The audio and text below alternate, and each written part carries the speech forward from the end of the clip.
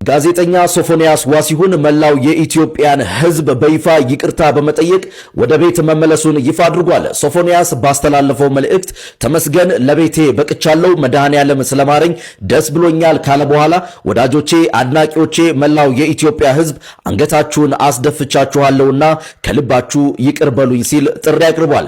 ሶፎንያስ አክሎም እንደ እግዚአብሔር ፈቃድ በቅርቡ በሰፊው መድረክ ኑዛዜን ትሰማላችሁ፣ ብዙ የምናገረው አለኝ በማለት በቅርቡ ትልቅ ሚስጥር ይፋ እንደሚያደርግ የገለጸ ሲሆን መልእክቱንም አትፍረድ ይፈረድብሃል በሚል ከባድ ማሳሰቢያ በዚህ መልኩ ደምድሟል።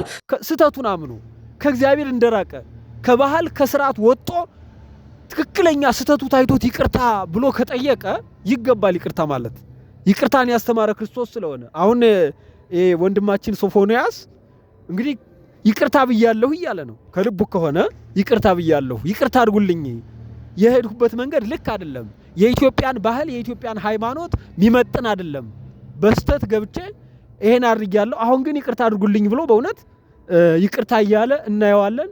እንግዲህ ይቅርታ ማለት ደግሞ እግዚአብሔር ያስተማረው ነው። ጌታችን መድኃኒታችን ኢየሱስ ክርስቶስ ይቅር በሉ ብሏል።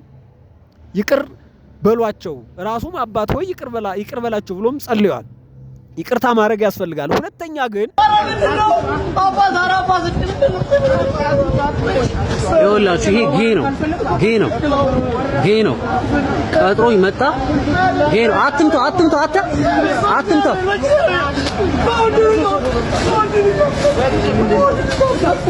ጋዜጠኛው ጌ መሆኑ በይፋ ተረጋገጠ። ከዚህ ቀደም በዚህ ቆሻሻ ድርጊት ላይ መሰማራቱን ገልጸን ይፋ ብናደርግላችሁም በምላሹ ግን የደረሰብን ስድብ ነበር። ብዙዎቻችሁ የአእምሮ ታማሚ የሆነን ሰው ስም አጠፋችሁ ብላችሁ ወቅሳችሁንም ነበር። ሆኖም እውነት እያደረ መውጣቱ አይቀርምና ይሄው ዛሬ ላይ በይፋ በማስረጃ ተረጋግጧል። ይሄ ሶፎንያስ የተባለ ጋዜጠኛ እጅግ የዘቀጠንና የበከተን ዘግናኝ ነገር ሲያደርግ እጅ ከፍንጅ ተይዟል። ከዚህ ቀደም ታስታውሱ እንደሆነ በፌስቡክ ገጹ ለአንድ ሰው የጻፈው ቀፋፊ ሜሴጅ ይፋ ወጥቶ ብዙዎችን ሲያጨቃጭቅ ነበር። ታዲያ በወቅቱ ሶፎንያስ አይኑን በጨው አጥቦ እግረኛው ሚዲያ ላይ በመቅረብ ነገሩን ሊያስተባብል ሞክሮም ነበር። በዚህ ወቅትም በርካቶች ተታለው አዝነውለት ከጎኑ ቆመው ነበር። የአእምሮ ታማሚ ነበር መባሉ ሲጨመር ደግሞ የሰውን ልብ በቀላሉ አሸንፎም ነበር። ነገር ግን ማንም በአእምሮ ህመም ሰበብ ተደብቆ ይህን የረከሰ የግብረ ሶዶማዊነትን እርኩሰት እያደረገ መኖር አይችልም። እንግዲህ ስለ ይቅርታ በጣም ትልቅ ነገር ለሰው ልጅ ይቅርታ ጌታችን መድኃኒታችን ኢየሱስ ክርስቶስ ያስተማረው ስለሆነ ራሱም ከሰማይ ወደ ምድር የመጣው ለይቅርታ ስለሆነ ዛሬ በይቅርታ ዙሪያ ላይ አንዳንድ ሀሳቦችን እናነሳለን ማለት ነው። መነሻም ይሁንን የዮሐንስ ወንጌል 8 ይሆናል ማለት ነው። ታሪኩ እንዴት ነው ቢለው ጌታችን መድኃኒታችን ኢየሱስ ክርስቶስ በምድር በነበረበት ሰዓት በሚያስተምርበት ሰዓት ጻፍት ፈሪሳውያን ጌታችን መድኃኒታችን ኢየሱስ ክርስቶስን ለመፈተን ወይም ደግሞ ምክንያት ለማሳጣት አንዲት አመንዝራ ሴት ወደፊቱ ይዘው መጡ ነው የሚለው። አንዲት አመንዝራ ሴት ኃጢአተኛ የሆነች ሴት ወይም ደግሞ በማመንዘር የምትታወቅ ሴት አመጡና ከፊቱ ላይ ጌታችን ሆይ እቺ ሴት ስታመነዝር አገኘናት፣ በኃጢአት ወድቃ አግኝተናታል። ሙሴ እንደሚለው ከሆነ እንደ ሙሴ አስተምሮ ከሆነ ያመነዘረች ሴት ትገደል ይላል። ያመነዘረች ሴት ወይም ደግሞ በምንዝር የተገኘች ሴት ትገደል ትሙት ይላል። አንተ ግን ምን ትላለህ ብለው ጌታችን መድኃኒታችን ኢየሱስ ክርስቶስን ጠየቁት ነው የሚለው። እነሱ ያሰቡት ምንድነው? መልስ ቢሰጥ የሙሴን ሕግ ይቃወማል ብለው ስላሰቡ ነው። የሙሴ ሕግ ይገደል ይላል። ሙሴ የጻፈው የሙሴ ነቢያት ወይም ደግሞ ሙሴ ያስቀመጠው ቃል ትገደል ይላል። ይህ ሰው አትገደልም ቢል የሙሴን ሕግ ይቃወማል ብለው ወደ ጻፍት ፈሪሳውያን አሳልፈው ሊሰጡት ነው። ለፍርድ ሊሰጡት ፈልገው ነው። አይ በዛው ላይ ደግሞ ዝም ቢል ደግሞ ጨካኝ ነው ሊሉት መልስ ሊያሳጡት ፈልገው ይህንን ጥያቄ ያቀረቡለት ይላል። ነገር ግን ጌታችን መድኃኒታችን ኢየሱስ ክርስቶስ ምን አላቸው? ዝም አላቸው። አንገቱን ዘቅዘቅ አረገና እየጻፈ ዝም ብሎ አስጠበቃቸው። በጨቀጨቁት ንገረን እንጂ እያሉ ባሰቃዩት ሰዓት ምን አለ? እየጻፈ መሬት ላይ ቀና ብሎ ሲያቸው በግንባራቸው ላይ ያለው ኃጢአት በፊታቸው ላይ ተጻፈ ነው የሚለው። አባቶቻችን እንዳስተምሩት ወይም ደግሞ ወንጌል እንደተረጎመልን ዝቅ ብሎ ቆይቶ ቀና ብሎ ሲያቸው በግንባራቸው ላይ ኃጢአታቸው ተጽፎ አዩ። የራሳቸው ኃጢአት እያንዳንዱ ሰው ኃጢአት ያልሰራ የለም። እያንዳንዱ ሰው ይቅርታ ይፈልጋል። እያንዳንዱ ሰው ካንዱ ሰው ይቅርታ ይሻል። እያንዳንዱ ሰው በኃጢአት ያልወደቀ የለም። ሁሉም ሰው የራሱ ሸክም አለበት። ጻፍት ፈሪሳውያን የራሳቸውን የሚያደልቡ ናቸው። የራሳቸውን ዝና የሚፈልጉ፣ የራሳቸውን ሞገስና ክብር ሚሹ፣ ቤቱን ግን የናቁ ናቸው። የራሳቸውን ቤት ያፈረሱ ናቸው። ለሰው ተንኮል ሰውን ለመጣል ሚሹ ናቸው። ይገርማቸዋል። ነገር ግን የራሳቸውን ተሸክመው ምን አሉ? ጅቺ ሴት ኃጢአተኛ ናት አሉ። መጀመሪያ የራሳቸውን ማየት ነበረባቸው። ራሳቸው በኃጢአት የወደቁ ናቸው። በሰው ላይ ግን ይቀስራሉ። ጌታችን ቱክ ብሎ ሲያያቸው ግን ምን ሆነ? ግንባራቸው ላይ ኃጢአታቸው ተለጠፈ ይላል።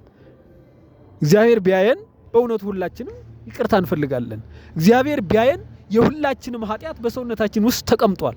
እግዚአብሔር ቢመለከተን፣ እግዚአብሔር በአደባባይ ቢያወጣብን የሁላችንም ኃጢአት አለ። ነገር ግን ይቅርታ ያስፈልጋል ማለት ነው። ይቅርታ የሚጀምረው ደግሞ ከሰው ነው። አንዱ አንዱን ይቅርታ ሲል አንድ ሰው ከስህተቱ ተመልሶ አገርን ይቅርታ ሊል ይችላል። የኢትዮጵያን ሕዝብ ይቅርታ ሊል ይችላል። ነገር ግን ይሄ ሰው ስህተቱን አምኖ ከእግዚአብሔር እንደራቀ ከባህል ከስርዓት ወጥቶ ትክክለኛ ስህተቱ ታይቶት ይቅርታ ብሎ ከጠየቀ ይገባል ይቅርታ ማለት።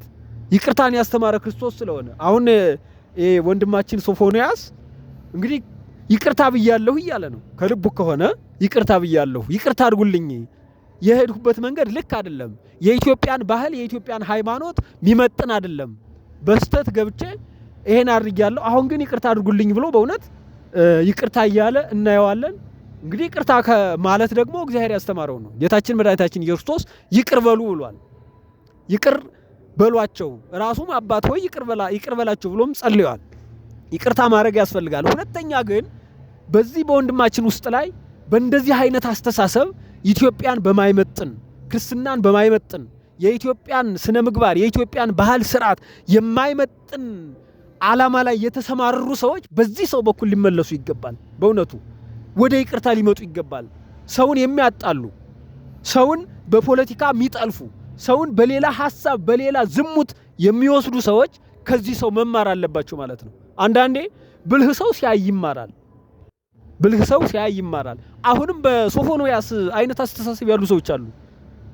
ከኢትዮጵያ ስርዓት የወጡ ከመጽሐፍ ቅዱስ ውጭ ሆነው በራሳቸው በተለይ በምዕራባውያን እንቅስቃሴ የሚሄዱ ሰዎች አሉ። እኒህ ሰዎችም ይቅርታ ያስፈልጋቸዋል። ይቅርታ መጠየቅ ያስፈልጋል። በትውልድ ላይ አረም የሚዘሩ በትውልድ ላይ የቀጨጭ አስተሳሰብ የሚዘሩ ሰዎች ስላሉ አሁንም ይቅርታ መጠየቅ ያስፈልጋል ማለት ነው።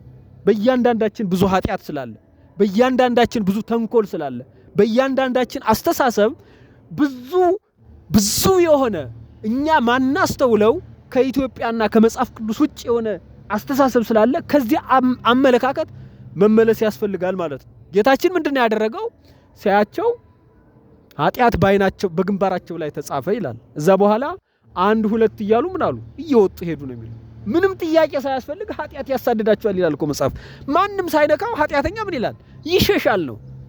ማንም ሳይለው ኃጢአተኛ ከማህበሩ ይወጣል፣ ከእግዚአብሔር ቤት ይራቆታል ነው የሚለው መጽሐፍ።